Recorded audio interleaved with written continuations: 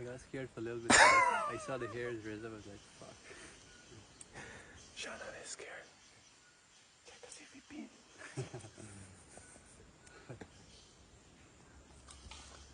Let's take us on the way. That's always an adrenaline rush when you run into peccaries in the forest. These ones were white-lipped peccaries.